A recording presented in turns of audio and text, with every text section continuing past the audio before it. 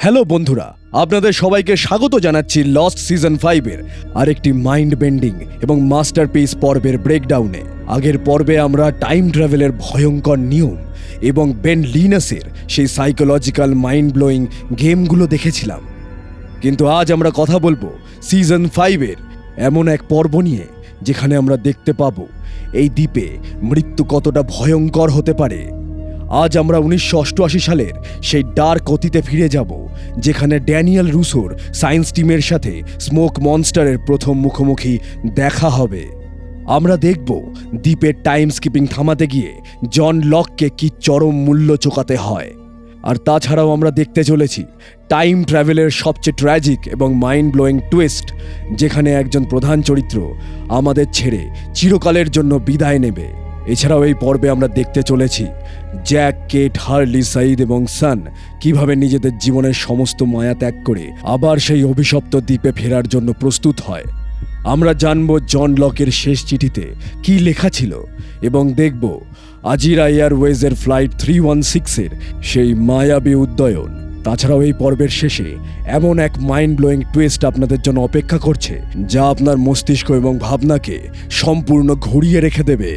যারা story telling, deep theory এবং hidden details ভালোবাসেন তাদের জন্য আজকের এই ফুল ব্রেকডাউন বা এই পর্বটা একটা অডিও ভিজুয়াল ট্রিট হতে চলেছে।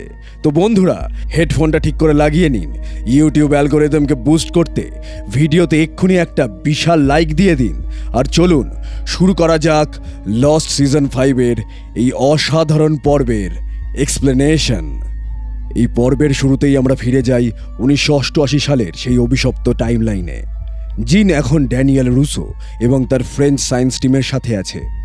তারা জঙ্গলের ভেতর দিয়ে রেডিও সিগন্যাল খুঁজতে খুঁজতে এগোচ্ছে। হঠাৎ করে জঙ্গলটা থমথমে হয়ে যায়, চারপাশের পাতা কাঁপতে শুরু করে। জঙ্গলের ভেতর থেকে কালো ধোঁয়ার একটা বিশাল কুণ্ডলী বা স্মোক মনস্টার ধেয়ে আসে। রুসোর দলের একজন সদস্য নাদিনকে মনস্টারটা গাছের ওপর থেকে সোজা নিচে আছড়ে মারে। এরপর মনস্টারটা মন্টান নামের আরেকজনকে তার পা ধরে টেনে জঙ্গলের গভীরে হিচড়ে নিয়ে যায়। জিন এবং বাকিরা মন্টানকে বাঁচানোর জন্য তার পিছু নেয়। তারা একটা প্রাচীন মন্দিরের ভাঙা দেওয়ালের কাছে এসে পৌঁছয়। সেখানে মাটির নিচে একটা বিশাল গর্ত। তারপরে আমরা দেখতে পাই মনস্টারটা মন্টানকে সেই গর্তের ভেতর টেনে নিয়ে চলে যায়। গর্তের ভেতর থেকে মন্টান চিৎকার করে ডাকতে থাকে। তারপর আমরা দেখতে পাই দলের বাকি সদস্যরা তাকে বাঁচানোর জন্য গর্তের ভেতর নেমে যায়। আমরা দেখি জিন প্রেগন্যান্ট রুসোকে আটকাতে যায়, আর ঠিক সেই মুহূর্তে আবার টাইম জাম্প হয়।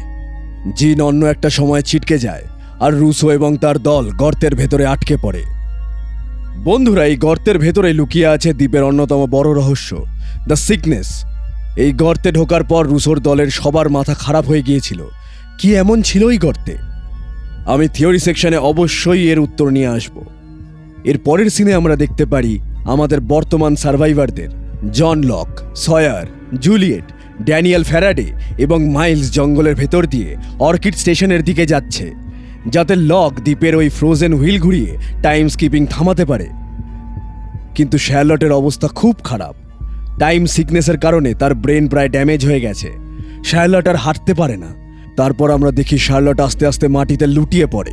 এর পরের সিনে আমরা দেখতে পাই শার্লট ড্যানিয়েলের কোলের ওপর মাথা রেখে ফিসফিস করে কিছু কথা বলে, যা পুরো টাইম ট্রাভেলের কনসেপ্টকে একটা ট্র্যাজিক প্যারাডক্সে পরিণত করে।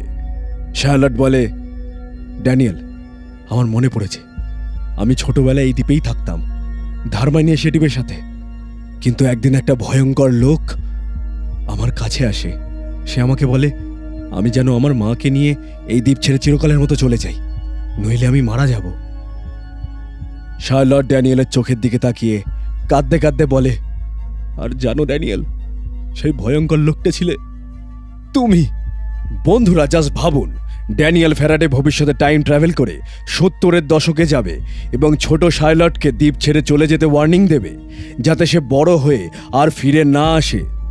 কিন্তু নিয়তির নির্মম পরিহাস, ড্যানিয়েলের ওই ওয়ার্নিংয়ের জন্যই শার্লট অবসেসড হয়ে এই দ্বীপে ফিরে আসে এবং এই টাইম সিকনেসে মারা যায়।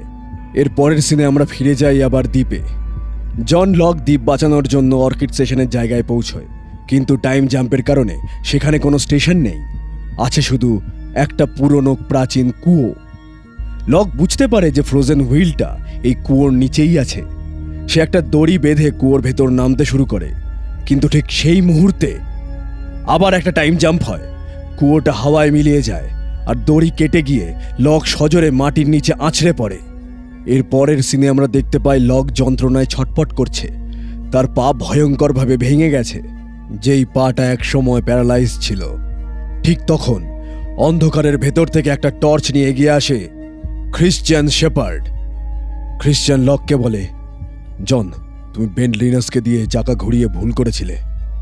তোমার নিজের এটা ঘোরানো উচিত ছিল। এবার তোমাকেই চাকাটা ঘোরাতে হবে।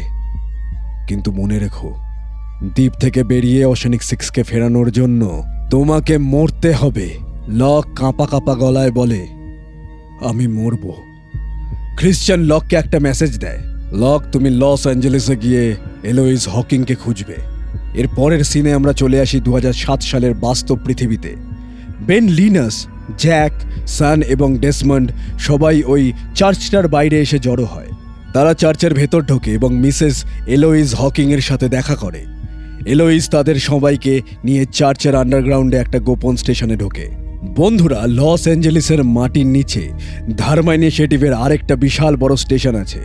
এর নাম হলো দ্য ল্যাম্পপোস্ট।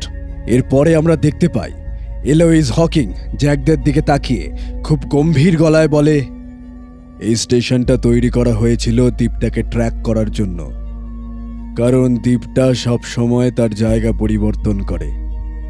আর আমরা এখান থেকেই ক্যালকুলেট করব তোমরা কিভাবে আবার ওই দ্বীপে ফিরে যাবে।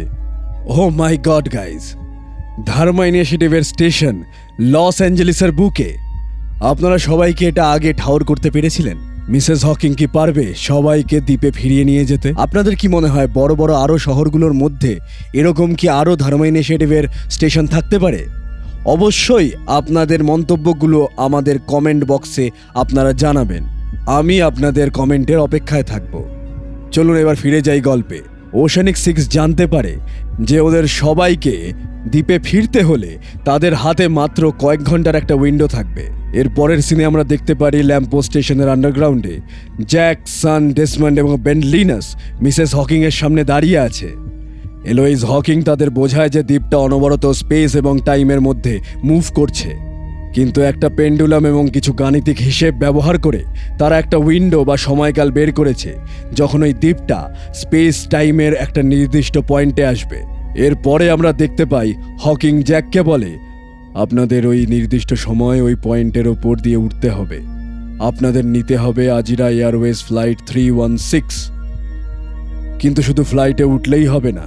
হকিং জ্যাককে বোঝায় যে তাদের ওশেনিক 815-এর ক্র্যাশের পরিস্থিতিটাকে হুবহু রিক্রিয়েট বা নকল করতে হবে। হকিং বলে, আপনাদের সবাইকে একই ফ্লাইটে থাকতে হবে, আর ক্র্যাশের সময় আপনার বাবা ক্রিশ্চিয়ান শেপার্ডের মৃতদেহ যেমন ফ্লাইটে ছিল, এবার তার প্রক্সি বা বিকল্প হিসেবে জন লকের মৃতদেহকে নিয়ে যেতে হবে। আর আপনাকে আপনার বাবার কিছু জিনিস লকের মৃতদেহকে পরাতে হবে। বন্ধুরা, আপনারা কি বুঝতে পারছেন দ্বীপের এই স্পিরিচুয়াল নিয়মগুলো কতটা জটিল? দ্বীপ কোনো সাধারণ জায়গায় নয়, এটা একটি মহাজাগতিক সত্তা যা বিশ্বাস এবং নিয়তির ওপর চলে। ঠিক এই সময় ডেসমন্ড রেগে গিয়ে হকিংকে বলে, আপনারা সবাই পাগল, আমি আর এই দ্বীপের নোংরা খেলায় অংশ নেব না। ডেসমন্ড সেখান থেকে বেরিয়ে যায়। ডেসমন্ডের এই প্রত্যাখ্যান প্রমাণ করে যে সে দ্বীপের এই চক্র বা লুপ থেকে নিজেকে মুক্ত করতে চায়। এরপরে আমরা দেখতে পাই হকিং জ্যাকের হাতে লকের লেখা একটা সুইসাইড নোট দেয়। জ্যাক প্রথমে চিঠিটা পড়তে চায় না। জ্যাকের মনে তখনও অপরাধ বোধ আর লকের প্রতি একটা চাপা রাগ কাজ করছে। এরপর জ্যাক তার বাবার কিছু জিনিসপত্র নেওয়ার জন্য একটা রিটায়ারমেন্ট হোমে যায় যেখানে তার দাদু থাকতেন। জ্যাক তার দাদুর পুরনো একজোড়া জুতো নিয়ে আসে। জ্যাক ফিউনারেল পার্লারে ফিরে গিয়ে মৃত জন লকের পায়ে ওই জুতো জোড়া পরিয়ে দেয়। এটা একটা বিশাল সিম্বলিজম। জ্যাক, যে কিনা এক সময় ম্যান অফ সায়েন্স ছিল, সে আজ পুরোপুরি ম্যান অফ ফেথ হয়ে উঠেছে। সে কোনো প্রশ্ন না করে মিসেস হকিংয়ের এই অদ্ভুত স্পিরিচুয়াল নিয়মগুলো এখন মেনে নিচ্ছে। এরপর রাতে জ্যাকের বাড়িতে কেট এসে উপস্থিত হয়। কেট খুব ভেঙে পড়েছে। সে জ্যাককে জড়িয়ে ধরে এবং ওরা একসাথে রাত কাটায়। পরদিন সকালে জ্যাক কেটকে জিজ্ঞেস করে, অ্যারন কোথায়? কেট খুব কড়া গলায় জ্যাককে বলে, তুমি যদি আমার সাথে ওই ফ্লাইটে যেতে চাও তবে আর কোনোদিন আমাকে অ্যারনের কথা জিজ্ঞেস করবে না। বন্ধুরা, কেট হঠাৎ করে অ্যারনকে কোথায় রেখে এলো? অ্যারন তোর প্রাণের টুকরো ছিল। কেট কেন একা ওই দ্বীপে ফিরতে চাইছে? এই রহস্যটা লস্টের সিজন 5-এর একটা অন্যতম বড় সাসপেন্স তৈরি করে রাখে। এর পরের সিনে আমরা চলে আসি সবচেয়ে টেন্সড এবং আইকনিক সিকোয়েন্সে। Los Angeles airport. Jack, Kate এবং সান টার্মিনালে অপেক্ষা করছে। একটু পর সেখানে হার্লি এসে উপস্থিত হয়। হার্লির সাথে একটা গিটারের বাক্স। সিজন 1-এ চার্লির যেমন গিটার ছিল ঠিক তেমনই একটা প্রক্সি। হার্লি জ্যাককে বলে যে সে ফ্লাইটের বাকি সব টিকিট কিনে নিয়েছে যাতে কোনো সাধারণ মানুষের প্রাণ ওই দ্বীপে গিয়ে বিপন্ন না হয়। হার্লির এই ডিসিশনটা জাস্ট অসাধারণ। কিন্তু এর পরে আমরা একটা বিশাল বড় চমক দেখতে পাই। টার্মিনালে হঠাৎ দেখা যায় সাইদ জারাকে। সে হাত করা পড়া অবস্থায় আছে আর তার সাথে ইলানা নামের একজন পুলিশ বা বাউন্টি হান্টার আছে। সিজন 1-এ কেটের যেমন মার্শাল ছিল, সাইদের জন্য ইলানা হলো সেই প্রক্সি। সাইদকে এই ফ্লাইটে দেখে জ্যাক আর হার্লি অবাক হয়ে যায়। ইলানা কে? সে সাইদকে কেন অ্যারেস্ট করলো? এইসব প্রশ্নের উত্তর আমরা অনেক পরে পাবো। এর পরের সিনে আমরা দেখি সবাই যখন প্লেনে বসে পড়েছে, ফ্লাইট দরজা বন্ধ হওয়ার ঠিক আগে বেন লিনাস প্লেনে এসে ওঠে। বেনের মুখ ফেটে রক্ত পড়ছে, তার হাতে ব্যান্ডেজ করা। বেনকে এই অবস্থায় দেখে জ্যাক অবাক হয়ে যায়। বেন শুধু মুচকি হেসে বলে, আমি কথা দিয়েছিলাম না আমি আসব। বেনকে কে মেরেছে জানেন? ডেসমন্ড। ডেসমন্ড পেনিকে বাঁচানোর জন্য বেনকে প্রচণ্ড মারধর করেছিল, যেটা আমরা আগের পর্বে দেখেছিলাম। এরপরে আমরা দেখতে পাই প্লেন টেক অফ করে। জ্যাক তার সিটে বসে আছে।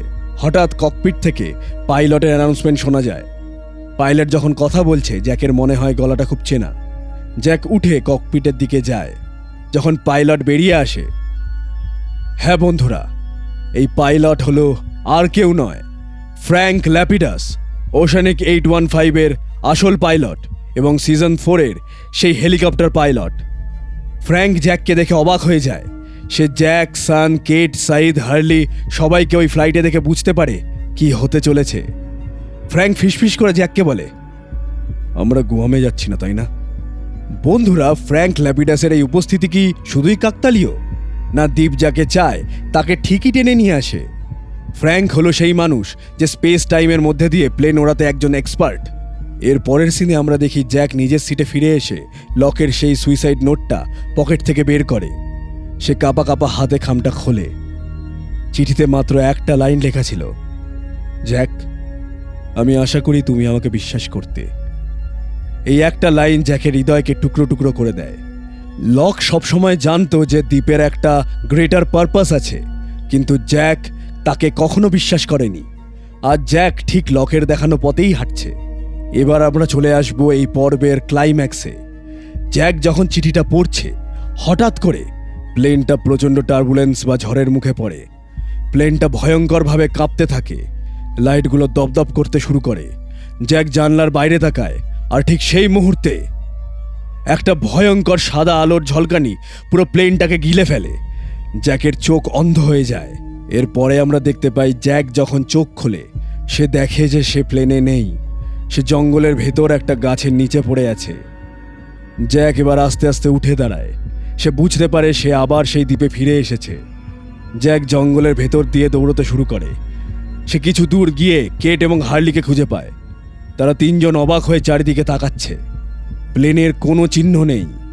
সাইদ বা সান কোথায় কেউ জানে না। এরপরে আমরা দেখতে পাই হঠাৎ তার একটা গাড়ির আওয়াজ শুনতে পায়। একটা নীল রঙের থার্মাইনিয়েটিভের ভ্যান এসে তাদের সামনে থামে। ভ্যানের দরজা খোলে, আর ভেতর থেকে যে মানুষটা বেরিয়ে আসে তাকে দেখে জ্যাক, কেট আর হার্লির পায়ের তলার মাটি সরে যায়। লোকটা আর কেউ না, লোকটা হলো জিন। হ্যাঁ বন্ধুরা, জিন বেঁচে আছে। শুধু তাই নয়, জিনের পরনে রয়েছে 70-এর দশকের থার্মাইনিয়েটিভের খাকি রঙের ইউনিফর্ম বা জাম্পস্যুট। জিন হাসি মুখে জ্যাকদের দিকে তাকিয়ে থাকে। Oh my god guys, what an ending! জিনের ওই থার্মাই ইউনিফর্ম জাস্ট প্রমাণ করে দিল যে জ্যাক, কেট আর হার্লি 2007 সাল থেকে ছিটকে সোজা 70-এর দশকে পৌঁছে গেছে। চলুন এবার একজন কন্টেন্ট ক্রিয়েটর হিসেবে এই এপিসোডের বড় মিস্ট্রিগুলোর আমরা পোস্টমর্টেম করি। আমরা এবার এই পর্বের কিছু থিওরি এবং কিছু ঘটনা নিয়ে একটু নাড়াঘাটা করব, একটু আলোচনা করব। চলুন শুরু করা যাক। প্রথম থিওরি হলো দ্য সিকনেস। 1988 সালে রুসোর টিম গর্তের ভেতর কি দেখেছিল? বন্ধুরা, ওই গর্তটা হলো স্মোক মনস্টারের আস্তানা। মনস্টারটা রুসোর টিমের মেম্বারদের মেরে তাদের রূপ ধারণ করেনি, বরং সে তাদের ব্রেন ওয়াশ বা ইনফেক্ট করেছিল। এই ইনফেকশনটাই হলো দ্য সিকনেস, যা মানুষকে পাগল এবং খুনি বানিয়ে দেয়। রুসো বাধ্য হয়ে তার নিজের টিমকে মেরেছিল, নিজেকে এবং তার বাচ্চা অ্যালেক্সকে বাঁচানোর জন্য। এর পরের থিওরি যেটা নিয়ে আমরা আলোচনা করব সেটা হলো শার্লট এবং ড্যানিয়েলের বুটস্ট্র্যাপ প্যারাডক্স। ড্যানিয়েল ফ্যারাডে শার্লটকে বাঁচাতে চেয়েছিল, কিন্তু তার ওয়ার্নিংটাই শার্লটের মৃত্যুর কারণ হয়ে দাঁড়ালো।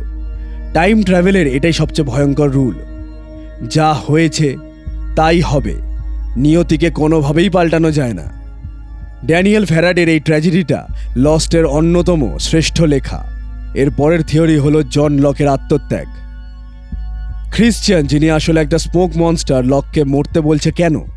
কারণ মনস্টার জানে লক যদি মারা যায় তবে জ্যাকরা লকের বডিটা প্রক্সি হিসেবে নিয়ে দ্বীপে ফিরবে, আর মনস্টার তখন ওই মৃত লকের রূপ ধারণ করতে পারবে।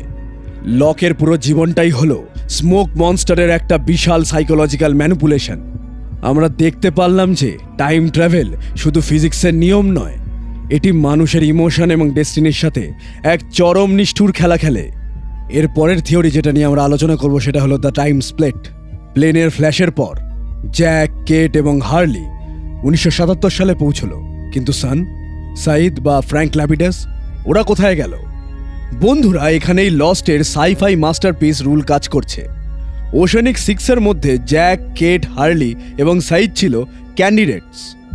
দ্বীপ তাদের 1977 সালে টেনে নিয়েছে কারণ সয়ার, জুলিয়েট এবং জিনরা ওই টাইম লাইনেই আটকে ছিল, যেটা আমরা আগের পর্বগুলোতেই দেখেছিলাম। অন্যদিকে সান, যে হয়তো আর ক্যান্ডিডেট নেই, এবং ফ্র্যাঙ্ক ল্যাপিডাস 2007 সালের বর্তমান টাইম লাইনেই প্লেনটাকে নিয়ে হাইড্রা আইল্যান্ডে ল্যান্ড করেছে। প্লেনটা ফিজিক্যালি ধ্বংস হয়নি, যাত্রীদের চেতনা এবং শরীর সময়ের 2 ভাগে বিভক্ত হয়ে গেছে। এর পরের থিওরি যেটা নিয়ে আমরা আলোচনা করব সেটা হলো প্রক্সির গুরুত্ব। হকিং কেন ওশেনিক 815-এর হুবহু নকল করতে বলেছিল? কারণ স্পেস টাইমের মধ্যে একটা ওয়ার্ম হোল খুলতে গেলে সেই সেম ভাইব্রেশন এবং কন্ডিশন লাগে। সাইদ হলো মার্শাল, হার্লি হলো চার্লি গিটারের সাথে, আর লক হলো ক্রিশ্চিয়ান শেপার্ড। এই নিখুঁত রিক্রিয়েশনের জন্যই তারা স্পেস এবং টাইম ভেদ করে দ্বীপে ঢুকতে পেরেছে। শেষ থিওরি যেটা নিয়ে আমরা আলোচনা করব সেটা হলো জন লকের চিঠি। লকের ওই একটা লাইন জ্যাকের পুরো সাইকোলজিকে বদলে দিয়েছে। জ্যাক এখন আর সেই লজিক্যাল ডাক্তার নেই। জ্যাক এখন বিশ্বাস করে যে দ্বীপের একটা মাস্টার প্ল্যান আছে এবং তাকে সেই প্ল্যান অনুযায়ী কাজ করতে হবে। জ্যাকের এই ক্যারেক্টার আর্ক লস্টের অন্যতম শ্রেষ্ঠ লেখনী। তো বন্ধুরা, সিজন 5-এর এই পর্ব আমাদের ওশেনিক 6-কে আবার সেই মায়াবী দ্বীপে ফিরিয়ে আনলো, কিন্তু সম্পূর্ণ এক নতুন যুগে, ধার্মা ইনিশিয়েটিভের সেই সোনালী যুগে। আজকের এই ফুল ব্রেকডাউন বা এক্সপ্লেনেশন আপনাদের কেমন লাগলো? আমি সবসময় চেষ্টা করি আপনাদের জন্য বেস্ট কোয়ালিটির স্টোরি টেলিং নিয়ে আসার। আপনাদের কাছে আমার একটা প্রশ্ন, আপনারা কি মনে করেন সান কি জিনের সাথে দেখা করতে পারবে যখন তারা দুটো আলাদা টাইম লাইনে আটকে আছে? আর সাইদকে ওই ইলিনা মেয়েটা অ্যারেস্ট করলো কেন? কমেন্ট বক্সে আপনাদের থিওরিগুলো এক্ষুনি লিখে ফেলুন। এই ভিডিওটা যদি আপনাদের ভালো লেগে থাকে তাহলে অবশ্যই একটা বড় লাইক দিন। আপনাদের সেই সব বন্ধুদের শেয়ার করবেন যারা টাইম ট্রাভেল মুভি বা থ্রিলার সিরিজ দেখতে খুব পছন্দ করে। চ্যানেলটিতে নতুন হলে সাবস্ক্রাইব করে বেল আইকনটা প্রেস করতে একদম ভুলবেন না। খুব শিগগিরই আমরা লস্ট সিজন 5-এর পরবর্তী পর্ব এবং তার এক্সপ্লেনেশন নিয়ে ফিরে আসব, যেখানে আমরা দেখব 1977 সালে ধার্মা ইনিশিয়েটিভের ভেতরে সয়াররা কিভাবে নিজেদের জীবন তৈরি করেছে। সবাই ভালো থাকবেন, সুস্থ থাকবেন, আর মনে রাখবেন, we have to go back. Good bye.